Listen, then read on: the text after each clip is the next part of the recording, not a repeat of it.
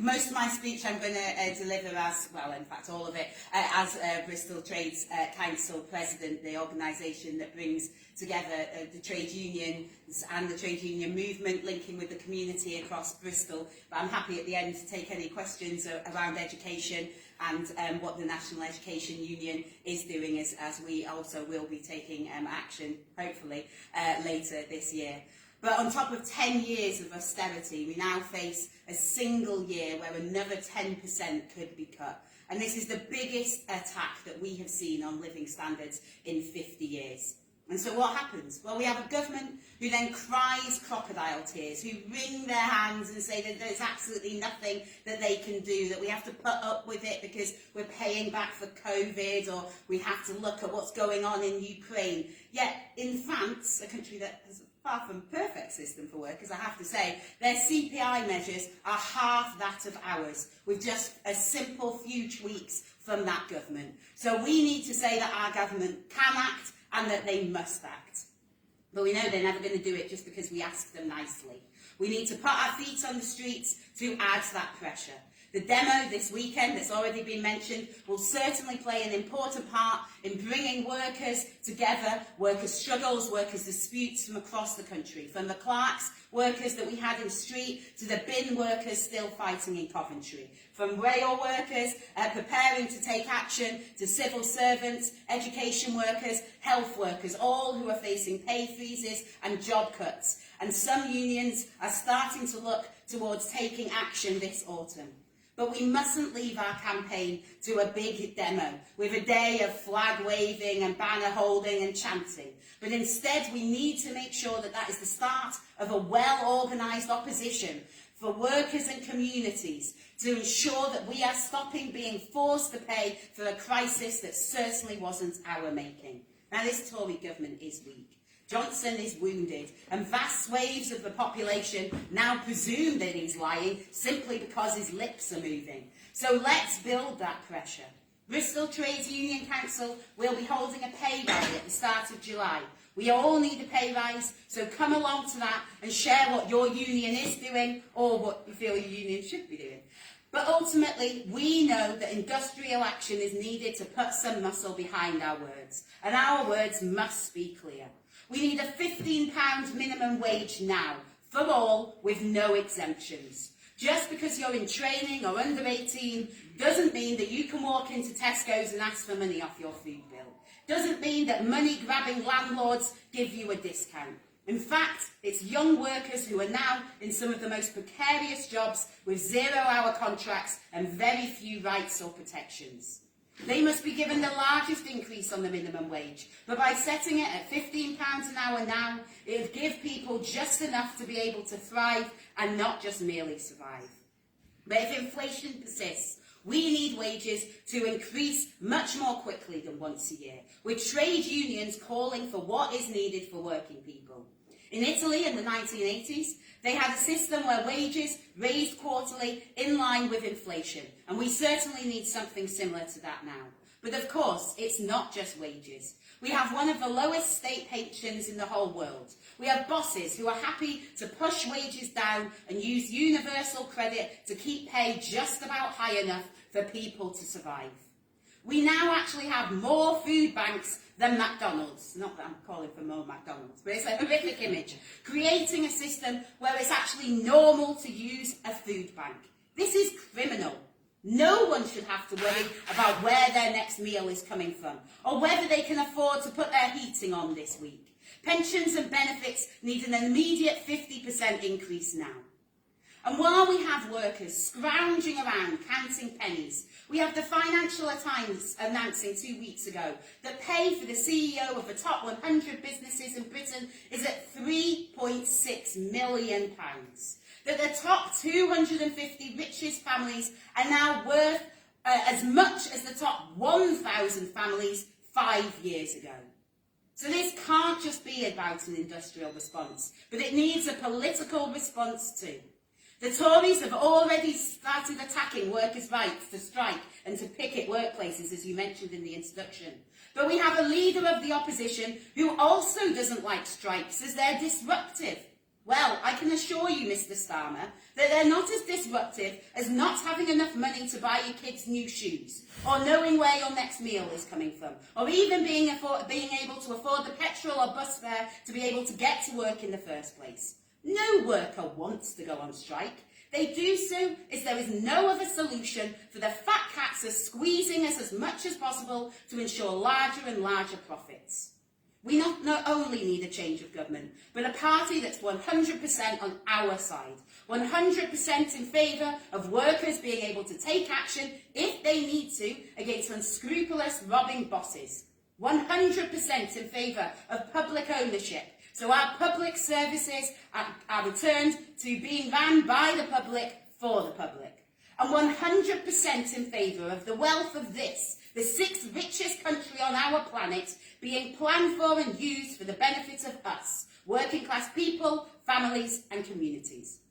So, I hope I don't see most of you on the demo on Saturday, because not seeing you is because it's so big that it is large enough to shut down the streets of London. But then I would like to see you at the Trades Council pay rally next month, on the picket lines and pushing all our unions to also take action, so we can ensure that we have the society that respects and values its people rather than throws us on the scrap heap. So well done for joining us here tonight, and solidarity in all your campaigns and action. Towards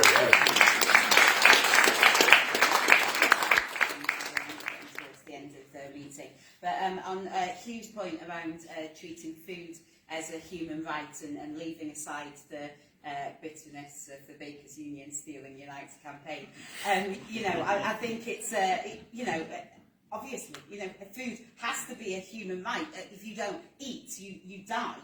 That's a very basic need. But so is housing, so is heating, so is safe places. But when we're living in a society with a government who are deeming people as illegal, then that is a system that's never going to recognise those basic needs as human rights. And that is why we need to come back to, you were raising the thing about people focusing on policy points, and I did agree with what you were saying, but the whole point of raising these policy points, as these are the things that people need, these are the immediate things that actually allow people to take part in society and be able to open their eyes and be able to engage in other things in the world.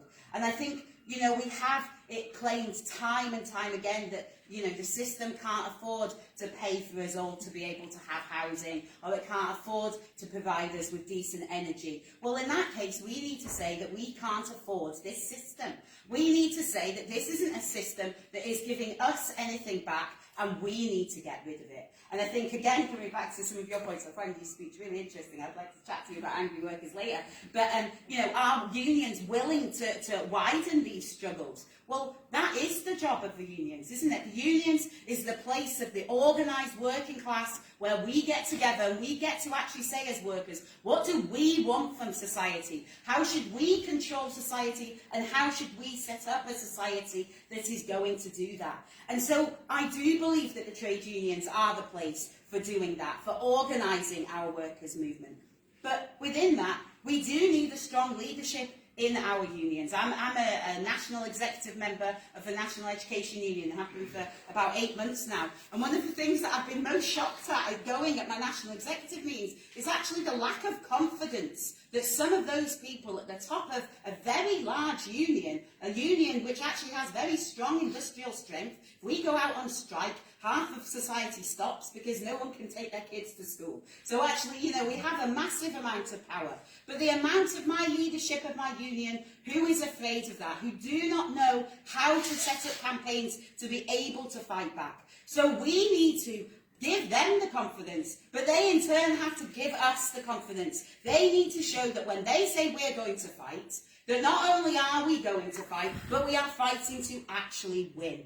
And that is what we're hoping in my National Education Union ballot this autumn, is we are going to be balloting around pay. We're going to ballot teachers in further education, in sixth form and in schools about fighting over pay and conditions. But we're also, hopefully, one of the things I'm pushing, to make sure we're actually covering support staff. Some of our lowest paid staff in our communities, as many of them are paid as term time only contracts, which actually means their take-home pay is well below minimum wage. So bringing those into the campaign, but also making sure we're linking up with the RMT, linking up with the PCS and anyone else who is going to be balloting and taking action in that autumn, and hopefully giving the confidence to move forward to, you know, a winter of discontent. Nathan says, what should we do? Actually, well, what we want is we want a winter where we fight back. We don't accept that we can't afford to heat our houses, but we actually say, what are we going to do? And much as I love Amira's points of setting up areas in the community where people can come together and they can have heat and they can have food, but actually, what we're doing is allowing those energy companies off the hook.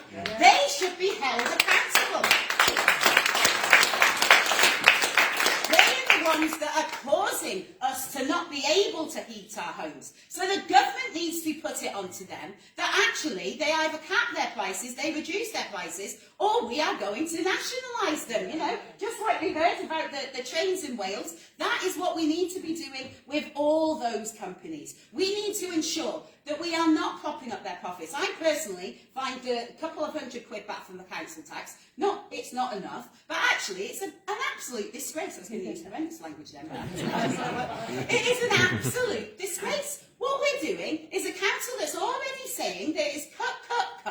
All we faced in Bristol for years now is horrendous cuts on our services, which are the ones that support the most vulnerable in our society. So what are we going to do? We're going to cut some more money from the council to ensure that there's no money to provide any further services, and then, very nice Marvin Rees, can say that he's going to cut even more. That's not good enough.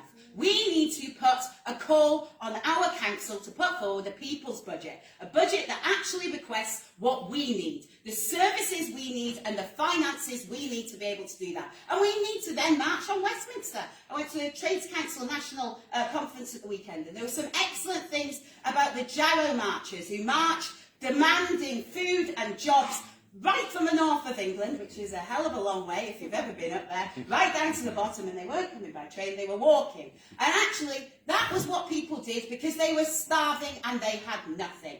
But that's not history. That is what we're facing now. And we need to look at how we can bring those things together. And we don't need to say things like, you know, that it's the unfortunate that are using food banks. It's not the unfortunate. It are the people that are treated the worst in society, the people that this government and big business think that they can get away with treating like dirt. They're not unfortunate. They are people and they deserve to be treated as such. So we don't need to be realistic in the terms of what the government means as realistic. We need to be realistic in what does real life mean. Real life means that we need to fight. We need to make sure that we can heat and eat this winter. We need to make sure that everyone has a roof over their heads. During COVID, we didn't have to have people being homeless on the streets. So why have they now been kicked back out onto the streets? We need to ensure that we actually have a society that provides for us and to give us what we want. Where there's a will, there's a way. Well, there's a will in this room and there's a will on the streets of Bristol. So we need to take that anger to the demo on Saturday. We need to take that anger back into our workplaces, back into our unions, and we need to build the biggest fight of our lives to make sure we get what we need and what we deserve.